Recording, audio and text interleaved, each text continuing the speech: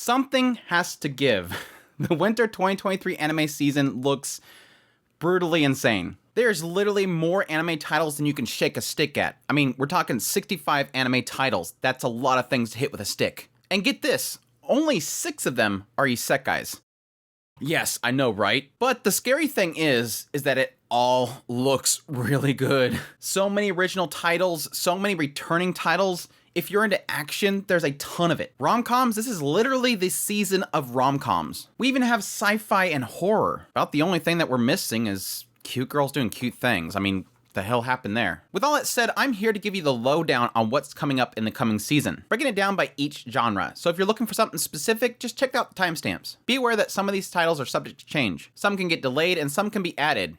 God, I hope not. Also, if you're new to the channel, make sure to hit that subscribe button so that when the season comes around, if you can't watch all this stuff, you can just check out my first impressions that I'll do with every single one of these shows. And I'll give you an idea if it's something you should be checking out and what to expect in it. So with all that said, let's jump into the winter 2023 anime season. Let's start things off with action. Everybody loves some action, right? Our first title is from PA Works. It's actually an original title that is called Buddy Daddies. This was essentially going to cover 2 guys that are assassins, and at some point, they have to take care of this child. And just so happens, this child ends up being the child of a mafia boss. So you have the shenanigans of these 2 guys doing their work, and at the same time, having to learn how to take care of this little girl. I'd assume that it's trying to hit on that whole fandom around Spy X Family, just with them actually doing work with the child. The only hesitation I have here really is that the creator behind it is going to be the writer behind Tokyo 24th Ward, which wasn't a terrible show, but hopefully the whole aspect of the cute girl hanging out with these guys trying to do their jobs will be a lot of fun. For our next one we have is Trigun Stampede. Yes, Trigun is coming back. Vash the Stampede is back.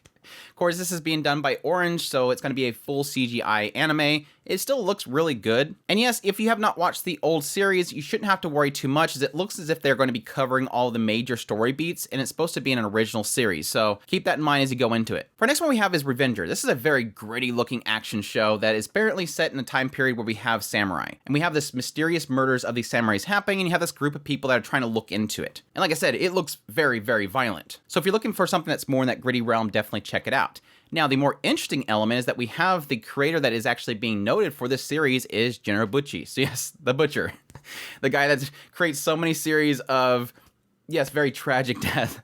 We also have Renji Oki working on it alongside General Bucci, which of course they work together on Bubble. But yeah, it definitely looks pretty. Definitely keep an eye out for that one. Our next one we have is High Card. Now this is an interesting one because it kind of came out of nowhere for me personally. You essentially have these people that are kind of swept up in this whole thing behind these 52 cards. 52 playing cards that each one have some sort of unique ability to them. And so you have kind of the scramble for this power of these cards and people trying to gather them and a bunch of stuff happening. Based on the PV, it looks okay. There is some pretty rough CGI in there, but it could be a fun little action flick. And the interesting thing is that the creators behind this one is the original creator of Kakagururi, as well as the writer behind Build Divide. And finally, the last one I'll point out for action is Malevolent Spirits Monogatari. This is essentially where you have these 2 people that end up having to live together. Each of them have the ability to kind of send spirits back to the other world. And it's sort of a clash of perspective of the Tsukumogami in this world, as the girl has pretty much lived her entire life with the Tsukumogami. She really likes them, whereas the guy has had a kind of a bad experience in the past with them. So coming to that understanding between the 2 of them will be interesting. Now moving on to rom-coms. Like I said, this season is packed with rom-coms. Let's kick things off with Tomo-chan is a Girl. This is going to be about a girl who's a tomboy and she really does like this guy, and unfortunately, he only ever sees her as kind of one of the boys. So you're gonna have this nice little fun rom-com between the 2 of them as she's constantly trying to show him that she is, in fact, a girl, while at the same time, he doesn't see her that way. The main girl is also voiced by Ria Takahashi, so I'm sure she'll do a fantastic job. Going more into the cutesy realm, we have The Angel Next Door Spoils Me. This is gonna essentially be about these 2 that live next door to each other. They've never really kind of interacted with each other, but one day, he kind of helps her out as she's sitting out in the rain and gives her an umbrella. And to kind of return the favor, she decides to help him around this house, and yes, he's a total slob. He doesn't know how to take care of himself, and so this girl's gonna be sort of helping him out with that stuff, and it seems as if some sort of love kind of blossoms between the 2 of them. The character designs are great. It's from the character designer that did Higehiro, and I absolutely love them, so we'll see where that one turns out. For the next one we have is Kubo Won't Let Me Be Invisible. This one actually looks really cute. Essentially, you have this guy that kind of feels like he's a mob character, like nobody pays attention, he's completely invisible. But then you have this one girl that won't let him be invisible, as the title would lead you to believe. Kind of going to be in that realm of probably teasing girl genre, where you have this girl that sort of has interest in this guy, and she just won't let him be. So if you're into this whole teasing girls genre stuff, I know you're gonna have Nagatoro this season, but this is another option for you. If you're looking for something that's a little more grown up in the rom-com area, we have the Ice Guy and his cool female colleague. This one actually looks really, really, really cute. You essentially have, typically your Ice Queen is a female. Well, this one, the descendant of this Ice Queen in this world is this guy. And as you would expect from the whole Ice Queen aspect, whenever he gets emotional, yes, ice storms happen. But his problem is that his coworker is really, really gorgeous, and she's just a great person, and so he kind of finds himself getting swept up in that emotion, and shenanigans happen. Based on the PV, I'm already really liking the art style of it. Obviously, my big question mark I have for this series is how much reliant it's going to be on him constantly saying how doki doki beautiful she is, but we'll see how it turns out. But so far, the PV looks really good. Now, one rom-com I'm really excited for is Endo and Kobayashi Live, the latest on the tsundere villainess Lisalate. This one looks really great. It's sort of creeping into that whole otome game thing that's really popular right now, but it's a different perspective here. It's not an isekai. What essentially you have is that these two friends decide to play an otome game together. And in this otome game, they quickly realize that the villainess is extremely tsundere. And the odd thing that happens is that the prince in this world can hear their commentary as they play the game. And so he realizes, wait, this chick that I think hates me, the villainess, is actually tsundere, and so they start playing off of that, and it looks like a lot of fun. I cannot wait to check out this series. The PV just had me sold really quickly. If you're not really looking for a comedy specifically, we do have a couple titles that kind of fit in the area of fantasy romance, and our first one we have is Sugar Apple Fairy Tale. This is one that I've been looking forward to for a while. I really love the art style of it, and the PV has really sold me on that. It's a world where you have fairies and humans, and they don't really have a good relationship. And at some point, this girl ends up acquiring one of these fairies as a bodyguard. And he really hates humans, so you sort of have this slow chipping away from that really cold heart. At the same time, it seems as if she's working as a sweets maker. It definitely looks like it's going to be heavily relying on the whole aspect of romance, so I'm hoping that'll be a focus on it, because I'm always up for a really solid romance. And the final one we have in this category is The Tale of the Outcast, which this one looks like a sort of, it really does look like Beauty and the Beast, but at the same time, not really in that realm, but not a huge fan of the style of this series, but we'll see how this one turns out. It's kind of going in the realm of beasts and humans in this world, and they can't really coexist, so the two of them kind of are trying to find a place to coexist, a place where humans and the beasts can live together. Now, if you don't like romance in your comedy, we do have a couple choices here, but not much. For first one we have is, yes, Onimai, I'm Now Your Sister. This is a series that looks absolutely fantastic. It's being done by Studio Bion, which of course is a studio that was created to do the adaptation of Mushoku Tensei Jobless Reincarnation. And I have to say, despite the fact that this is not the actual Mushoku team, they're still working on Mushoku, this looks really, really good. Like visually very animated and very lively. You essentially have the sister who ends up using an experimental thing on the brother to turn him into a girl. And so shenanigans happen beyond that. Based on what I've seen in the manga, it doesn't look like it's really trying to get very risque about it. It just feels like it's going to be more of a cutesy, fun, some heartwarming moments kind of show. And I'm really looking forward to it. It looks absolutely bonkers and a lot of fun. There's a couple short series that are going to be in the comedy section, including Boku to Roboko. Yes, Roboko. I still don't know what I feel about this show. It looks really weird. You could probably say it's more in the juvenile area of comedy, but I don't know. I'm very mixed. I'm very mixed on this series. I'll definitely be checking it out, but yes, basically guy that gets a robot maid and ends up being this muscular looking maid. And shenanigans happen. Finally, and additionally, if you are a fan of Love Live, specifically Nijikasaki's high school version, there is a short series coming out with chibi versions of those characters, just having fun, so check that out if you're a fan. Moving on to Slice of Life, Cute Girls Doing Cute Things, which I said, sadly, we don't really have really anything in this season, but we do have one, and that's Myo Ippon. And this is essentially cute girls doing judo. And just based on the PV, I am absolutely sold on the style of this. It looks like it could be a really fun series to check out. And like I said, with so little cute girls doing cute things, new shows this season, it's about the only option we have. Now, if you're into sci-fi mystery, there's quite a few gems this season. While they all kind of include action as well, specifically these are sci-fi mystery. Our first one we have, yes, Nier Automata version 1.1a. Yes, this is coming out, and cue the fans of Nier. They're all excited. I actually have a lot of hope for this series because, one, it's being done by A1 Pictures, the PVs already look really fantastic, and additionally, Yoko Taro is closely involved with this, so the original creator of the games is personally involved with this, so I really do feel like that passion's going to be in there. Sadly, I didn't get a chance to check out the games before it's coming out, but I'm still going to enjoy this. Spy Classroom's our next one. This is one that's kind of been hinted at for quite a while now, and I think based on how much budget they're putting into the seiyus for this series, I think it's probably got something here. Like, I mean, literally, go check out the seiyus that are on this show. They're all literally A to S class seiyus. Now Toyama, Aoyuki, the list goes on. But it still sounds very interesting. It's kind of this whole concept of this one class being put together, and their whole concept here is they have to beat their teacher. So I have a feeling there's going to be a lot of these characters kind of playing against each other, a lot of kind of spy tactics between each one of them, and I'll be really curious how it kind of plays out. But again, just based on the seiyus, I really am interested in this series. And for our last one in this category, this is another one that really caught me off guard. Kinda of the Great Snow Sea. Now, what the interesting thing behind this one is, yes, it's being done by Polygon Pictures, so it'll be a full CGI series, which doesn't really bother me. I really do love the work that Polygon Pictures does. What's a more interesting aspect of this is not only do we have the team that has done a lot of Polygon Pictures titles, including Knights of Sidonia, we also have the creator themselves. Tsutomu Nihei. Yes, the creator behind Blamu, Knights of Sidonia, Opposims, they're doing this original series with Polygon Pictures, and I could not be more excited.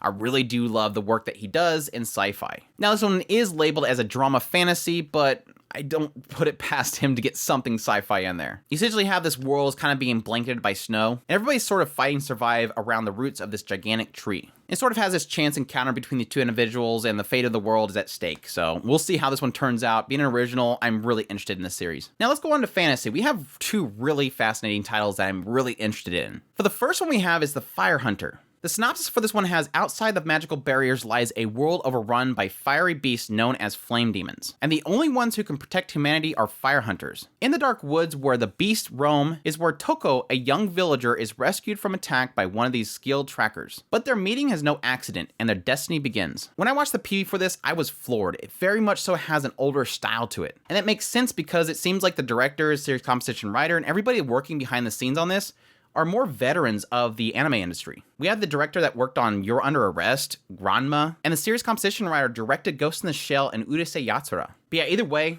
I am totally sold on this show, and I cannot wait to check it out. Next one is Giant Beasts of Arse. Yes, let's get the jokes out of the way. Giant Beasts of Arse. This is an interesting one. This is an original by Asahi Production. And the interesting thing that I found on this one as an original is that the story is being penned by the creator of School Div, which is a huge departure because this looks like a crazy fantasy show. And that's a weird step from girls surviving a zombie apocalypse, but still, I really love their work, and I'm interested to see how they manage some sort of fantasy. And just based on the PV, it looks like they have some really great action pieces, so we'll see how they can pull that off. Next one we have is The Magical Revolution of Reincarnated Princess and the Genius Young Lady. Now, the thing that sort of has me really interested in this one is the PV looks great. I think these character art looks really fantastic. It looks like it's going to be a lot of fun. But additionally, it's listed as being a romance fantasy, and having two main characters as female, it looks like this might possibly be a solid Yuri show.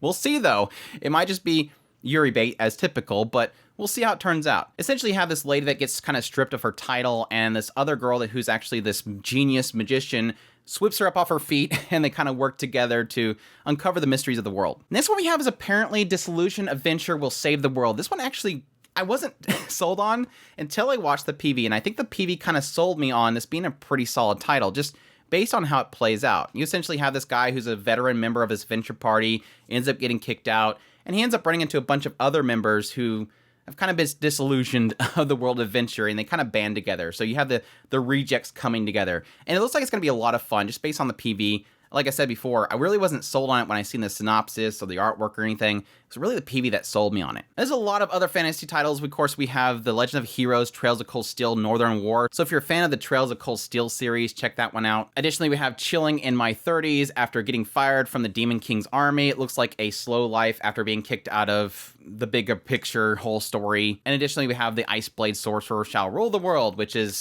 looks like a Magic Academy show. Now, going into the Isekai / being reborn in a fantasy world type of shows, we have Handyman Saito in Another World. This one, honestly, I wasn't sure about, but I did watch the PV and I really did enjoy what I seen. You essentially have, yes, a handyman who is in our modern time Japan's, gets transported to this other world, and he's helping out a party. And it seems like his handyman abilities seem to work really well with a party, repairing their stuff, opening chests, and all that kind of stuff. It looks fun. Then we have the weird one from Mappa. Yes, Mappa is doing an isekai, which is really bizarre. But yes, Mappa is animating campfire cooking in another world with my absurd abilities. And this one seems to be about a guy who gets transported to another world, along with a bunch of other heroes, but he's kind of useless in the idea that his special ability in this world is to buy stuff on Amazon, essentially. in another world with Jeff Bezos, apparently. So it kind of seems like he's just using his ability to buy really good stuff from our modern times to take to this other fantasy world where they don't really have good materials and spices and stuff, and he makes food and everybody loves it. So we'll see how that one turns out. And if Onimai is not enough gender bender for you, we also have Reborn to Master the Blade, from Hero King to Extraordinary Squire, which, as the title would lead you to believe, is basically a reborn, but reborn into the body of a girl. And so he just kind of rises the ranks again as a knight. Additionally, we have Farming Life in Another World, which is essentially a person who dies in our modern times, gets transported to a fantasy world where they become a farmer. So another one in the realm of isekai to slow life idea. And if that's not enough, we have Saving 80,000 Gold in Another World for My Retirement, which is essentially about a girl who discovers that she can go back and forth between our world and a fantasy world. And so she's working to kind of develop a bunch of money so that she can retire. It's sort of interesting, the idea that she goes back and forth, which we don't typically get that with isekais. And the last one in the Reborn isekai realm is the reincarnation of the strongest exorcist in Another World, which just looks like a reincarnated exorcist. There you go. Like I said earlier, we do have some horror suspense title, which is fantastic. We don't typically get that stuff, and it seems as if it's Netflix that's holding the grail for this one. First off, we have Junji Ito Maniac, which of course will be a series of 20 stories from Junji Ito's works. This includes Tomie, Suichi, and the Hanging Balloons. And Tomie obviously being one of the most popular of his works, so it'll be very interesting to see that one actually adapted. And the other horror title that we have from Netflix is Make My Day. And this one's apparently about, on a cold planet of ice and snow, mysterious creatures suddenly have appeared from the dark underground and have begun to attack the inhabitants. Can humanity survive the terror lurking beyond the horizon? Not much to go by, but I think the only unfortunate thing is that I think it's the same group that did Exception, and that one looked rough. And our last category is for all of you men and women of culture out there. Yes, ecchi shows. We got two really, really good ecchi shows this season. First one we have is Ayakashi Triangle, which is essentially about a ninja who at some point really likes this one girl, and his cat doesn't want to have it. So the cat ends up transforming him into a girl.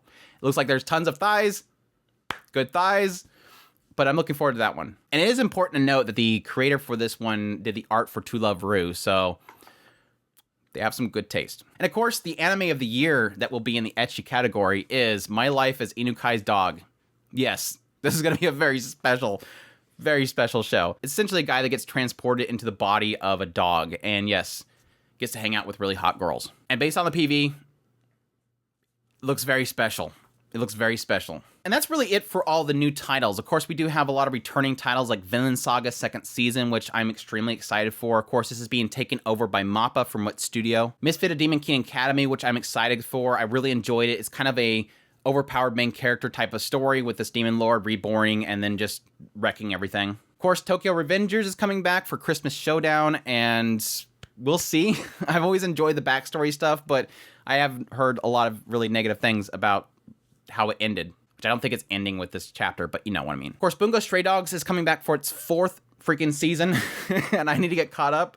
I'm excited for it. I've always really enjoyed Bungo Stray Dogs. It has a passionate fandom, and I'm just happy for them to get more. Yes, Don't Toy With Me, Miss Nagatoro is coming back. Super excited for that. I really enjoy the series, even though it has a really rough start. It's very mean how it starts, but it obviously is for a purpose in the idea of somebody bullying somebody and then just realizing there's feelings there. And yes, Tangirl, best girl. Can always have more Tangirl. I lied earlier when I said there's no cute girls and cute things. Yes, we have Bofuri coming back for its 2nd season, so be excited for that. If you want to see, I put all my points in defense. I'm super defensive girl that has crazy overpowered armor mecha stuff and blows up everything, and then cute lolly girls that have massive amounts of strength that clobber things.